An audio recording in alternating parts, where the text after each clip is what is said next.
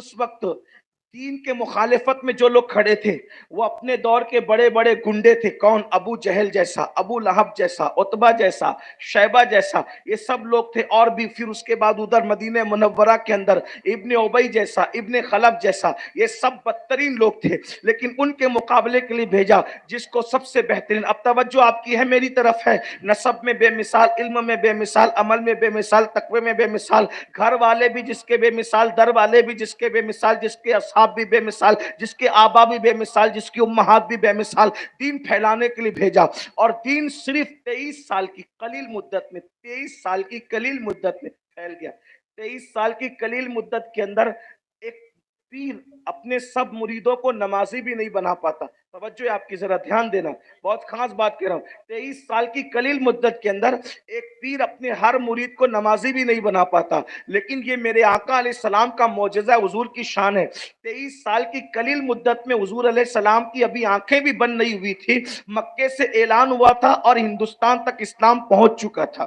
ہندوستان میں اسلام اسی وقت پہنچ چکا تھا کہ ابھی قبلہ بھی تبدیل نہیں ہوا تھا، ابھی کعبہ بھی نہیں قبلہ بھی نہیں بدلا تھا کہ اللہ اکبر ہندوستان میں اسلام آ گیا تھا. اسی لیے مالابار کے اندر ایسی مسجدیں بھی موجود ہے جس کا قبلہ بیت المقدس کی طرف ہے. اندازہ فرما، یعنی کہ حضور علیہ السلام کی آنکھیں بند ہونے سے پہلے ہندوستان میں اسلام آ چکا تھا. کم و بیش 3 بر اعظموں میں اسلام کی کرنیں پھیل چکی تھی. یہ حضور علیہ السلام نے 23 سال کی قلیل مدت میں انقلاب پیدا فرمایا. اب ذرا غور فرمائے، دین پھیل گیا، دین غالب ہو گیا. اب اللہ اکبر، یہ جو ابو جہل، عتبہ، شیبہ، یہ سارے گنڈے ہیں، ان کا جانشین بن کر کے ایک بندہ کھڑا ہوا.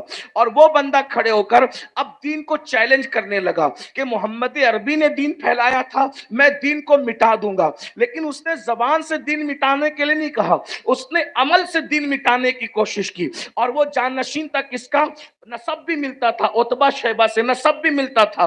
اب وہ وہاں سے دیکھو، وہ گنڈا گردی ادھر سے کرتے تھے، ان گنڈوں کا جانشین گنڈا بن کر کے کھڑا ہوا. اور وہ دین مٹانا چاہتا تھا. کس طرح دین مٹانا چاہتا تھا؟ نشے کو پرموٹ کر کے دین مٹانا چاہتا تھا. خود شراب پیتا تھا، پورے دربار میں شراب پی جاتی تھی. اسی طرح خود زانی تھا، اتنا بڑا زانی تھا یزید کہ اللہ اکبر، ہمارے بزرگوں نے اپنی کتابوں میں لکھا کہ اس نے اپنی سوتیلی ماں کو بھی نہیں چھوڑا. سوتیلی ماں پر بھی اس نے پاپ کی نظر ڈالی. محرمات کے ساتھ نکاح کو پرموٹ کرنے کی اس نے کوشش کی. اللہ اکبر، اس بدبخت نے نماز کا مذاق اڑایا.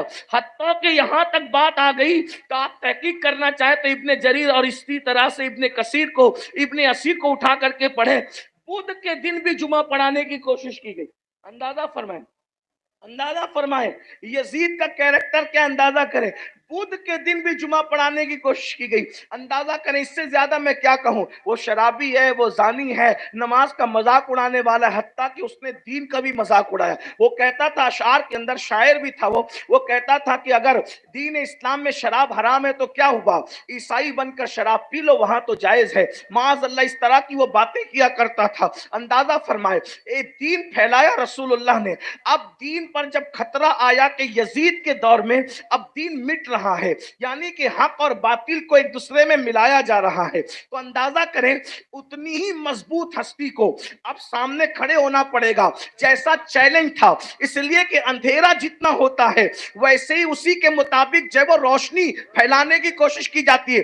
بڑے میدان میں روشنی کرنے کے لیے ہائیلوجن چاہیے، بلب نہیں چلے گا. اللہ اکبر. تو اندھیرا جس انداز کا ہوتا ہے روشنی اسی شان کی ہوتی ہے. کائنات میں اندھیرا تھا تو آمینہ کے لال کو بے مثال کو کھڑا کیا، اور اب کائنات میں اندھیرا کرنے کی کوشش کی جا رہی تھی، دین کو مٹانے کی سازش ہو رہی تھی. اور دیکھ لو، ادھر بھی نسب مل رہا ہے، ادھر بھی نسب نے ملنا تھا. ادھر عتبہ شیبہ کا جانشین کھڑے ہو کر دین کو چیلنج کر رہا تھا، تو ادھر بھی حضور اکرم صلی اللہ علیہ وآلہ وسلم سے نسب کسی کا ملنا تھا جس کو دین بچانے کے لیے منتخب کیا جانا تھا. ورنہ لوگ کہتے حملہ تو کہاں سے ہو رہا ہے، دفاع کہیں اور سے ہو رہا ہے. تو قدرت نے انتخاب کیا، اگر عتبہ شیبہ گنڈوں کا جانشین دین مٹانے کے لیے کھڑا ہوگا تو پھر میرے نبی کا جانشین دین بچانے کے لیے. نعرہ تکبیر، نعرہ رسالت، عظمت اہل بیت. اور اس کے بعد پھر دیکھیں یہاں حسن ایسا، یہاں حسن ایسا کہ جس سے تاریخ دل جگمگانے لگے، اس چمک والی رنگت پہ لاکھوں سلام۔ دین پھیلانے والے کا حسن ایسا تھا تو دین بچانے والے کا حسن بھی کیسا، ہم شبیہ پیمبر کو بھیجا۔ علامہ جامی لکھتے ہیں امام حسین اتنے خوبصورت تھے کہ ان کے چہرے کی روشنی میں لوگ راتوں میں سفر طے کیا تھا۔ ماشاء اللہ، زندہ باد زندہ باد، سبحان اللہ، ماشاء اللہ،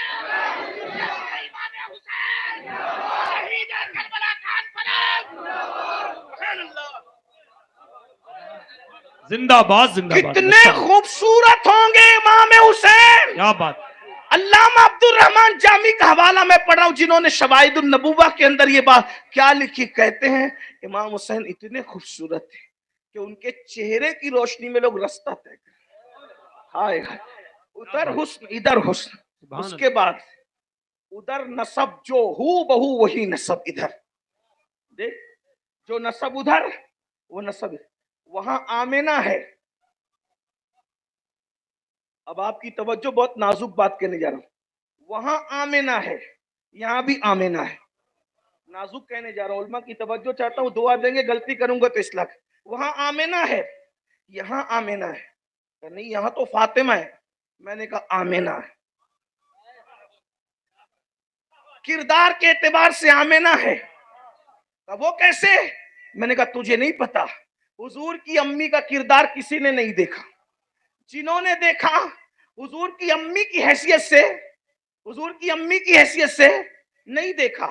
اب ہمیں کیسے پتا چلا کہ آمینہ سیدہ چلتی ایسے تھی، بولتی ایسے تھی، کھاتی ایسے تھی، سچی ایسے تھی، سخاوت ایسی تھی، عدالت ایسی تھی، شجاعت ایسی تھی، تقوی ایسا تھا، پرہیزگاری ایسی تھی؟ تو رسول اللہ نے جب اپنی چوتھے نمبر کی بیٹی کو سیدہ فاطمہ کو دیکھا تو لوگوں کو بتانے کے لیے، آمینہ کو تم نے نہیں دیکھا نا صدیق، آمینہ کو تم نے نہیں دیکھا نا علی، آمینہ کو تم نے نہیں دیکھا نا عثمان، آمینہ کو تم نے نہیں دیکھا نا عمر، آمینہ کو صحابہ تم نے نہیں دیکھا نا سیدہ آمینہ کو، تو آقا نے فرمایا یہ میری بیٹی فاطمہ ام ابیہا ہے۔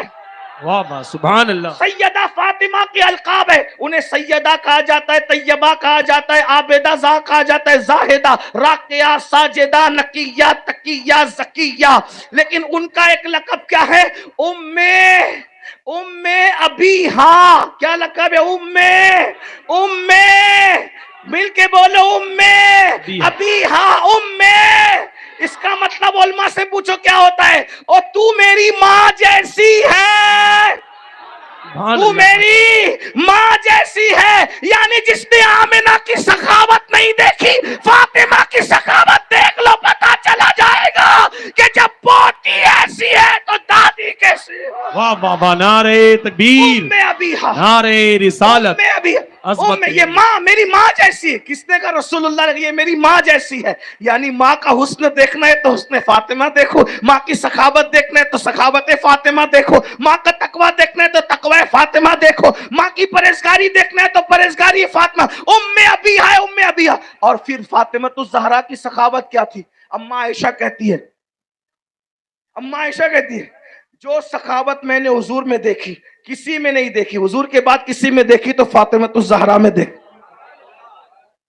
تو دیکھو ان کو ماں تھی آمینہ، دین پھیلانے والے، ان کو بچانے کے لیے ام ابیہا، وہی کردار ہے یہاں، فاطمہ الزہرا ہے لیکن کردار وہی ہے۔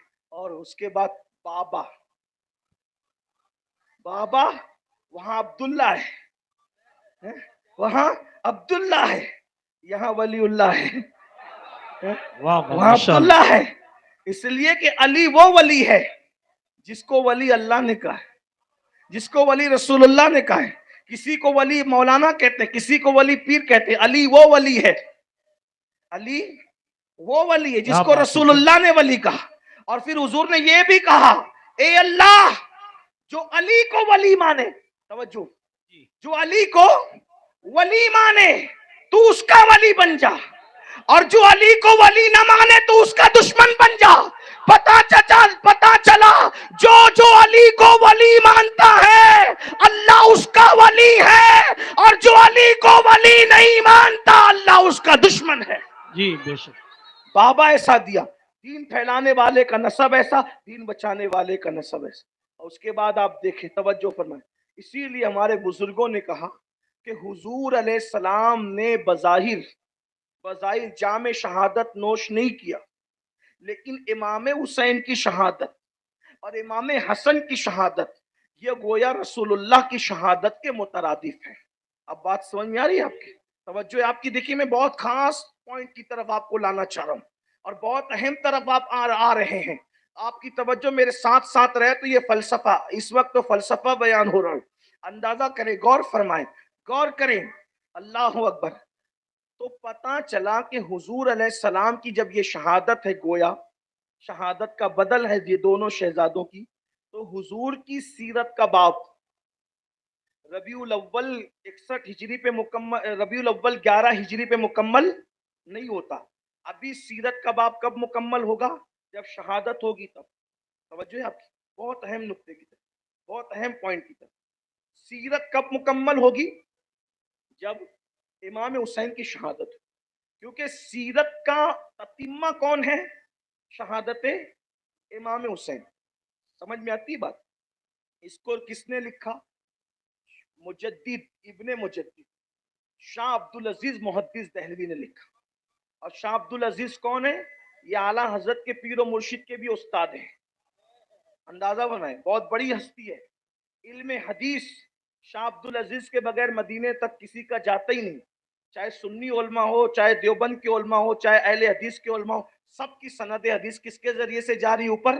شاہ عبدالعزیز کے ذریعے سے. اس کا خیال کرنا, یہ بہت بڑی ہستی ہے, ان کا انکار کوئی نہیں کرتا. تو شاہ صاحب نے لکھا کہ رسول اللہ صلی اللہ علیہ وآلہ وسلم کی بارگاہ میں شہادت میں جو حاضری نہیں دی تھی, تو یہ دونوں شہزادوں کی شہادت گویا کہ رسول اللہ کی شہادت ہے. تو اب ہمیں کیا نتیجہ ملا کہ رسول اللہ صلی اللہ علیہ وآلہ وسلم 11 ہجری میں جو پردہ فرماتے ہیں, تو 11 ہجری کا پردہ فرمانا حضور کی سیرت کو مکمل نہیں کرتا. کب تک؟ جب تک کہ امام حسین کی شہادت اس میں ایڈ نہیں ہوتی. اب اگر غور فرمائے, کربلا کی طرف آئے, حضور پیدا ہوئے, توجہ کریں, حضور علیہ السلام کی ولادت ہوئی. حضور علیہ السلام نے سب سے پہلا کام کیا کیا؟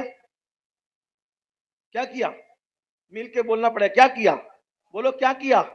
سجدہ کیا. اور امام حسین نے سب سے آخری کام کیا کیا؟ امام حسین نے سب سے آخری کام کیا کیا؟ کیونکہ وہ سیرت کا آغاز تھا اور یہ سیرت کا انجام تھا.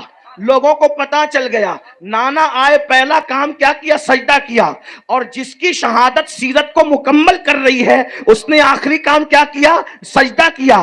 گویا کہ اب اگر امام حسین کی سیرت کو سیرت مصطفیٰ میں ایڈ کرتے ہو تو نتیجہ یہ نکلا, نبی آئے تھے سجدہ لے کر اور دنیا سے جا رہے ہیں تو بھی سجدے کا پیغام دے کر کے جا رہے ہیں. اندازہ فرمائیں کتنی مشابہت ہے, کتنی مماثلت ہے. اللہ اکبر, غور فرمائیں. اور پھر امام حسین کی رگوں میں جو خون ہے وہ خون مصطفیٰ جان رحمت صلی اللہ علیہ وسلم ہے. اسی لیے تو میرے امام کہتے ہیں خون خیر الرسل سے ہے جن کا خمیر, ان کی بے لوث تینت پہ لاکھوں سلام. یہ ہے فلسفہ کربلا جس کو سننے کے لیے آپ آئے ہیں. یہ میری تمہید تھی, اصل عنوان اب میں اس سے آپ کے سامنے جوائن کرتا ہوں. یہ دین پھیلانے والا ایسا بے مثال, دین بچانے والا ایسا بے مثال. ادھر دین کو خطرہ لانے والے ایسے گندے لوگ, عتبہ شیبہ اور ان کا وہ جو بھی ہے, میں ان کو بھی کیا بیان کروں, ورنہ وقت اور جائے گا, ورنہ میں سب کو جانتا ہوں. آپ کو پتا بتاؤں گا تو آپ کو گھن آئے گی ان کے ناموں سے. اتنے گندے لوگ ہیں وہ, عتبہ شیبہ اتنے گندے, ابو جہل اتنے گندے لوگ ہیں. لیکن بہرحال اسی سے یہ پیدا, اسی خاندان سے ہوا ہے, ٹھیک. لیکن بیچ میں جو مومن ہوئے, ہم ان کے بارے میں نہ کچھ کہتے ہیں, نہ کچھ سوچتے ہیں, اور نہ کچھ کہنے کو جائز سمجھتے. سمجھ لیں, عتبہ شیبہ کے بعد بیچ میں جو دو پشتے مسلمان اور مومن ہیں, صحابی ہیں, ہم ان کا ایسا ہی احترام کرتے ہیں جیسے دوسرے صحابہ کا احترام. اس لیے آپ خلط مبحث مت ہونے دیجیے گا میری بات کو, اس لیے کہ ہمارا مسلک فکر رضا کا फिक्र रजा है, हमारा मसलक फिक्र रजा है। इमाम अहले सुन्नत का जो मौकिफ वही हमारा मौकिफ। जिस मुसलमान ने देखा उन्हें एक नजर, उस नजर की बसारत पे लाखों सलाम। जब हम उतबा शैबा का जिक्र करते बनु उमैया के हवाले से, तो लोग उसको बीच में घुसा करके गलत पैगाम देने की कोशिश करते हैं कि ये अहले सुन्नत क्या कहना चाहते हैं। अहले सुन्नत कुछ नहीं कहना चाहते, अहले सुन्नत वही कहते हैं जो इमाम अहले सुन्नत ने कहा। ठीक, हुजूर ने जिनको माफ कर दिया, हम कौन होते उनका मुआखजा करने वाले? जिनके लिए हुजूर ने कहा आज तुम पर कोई मुआखजा नहीं, इसकी सुम्मती की हैसियत है कि फिर उनका हिसाब किताब लेकर के बैठे। इसलिए हम कहते हैं जिस मुसलमान ने देखा उन्हें एक नजर, उस नजर की बसारत पे लाखों सलाम।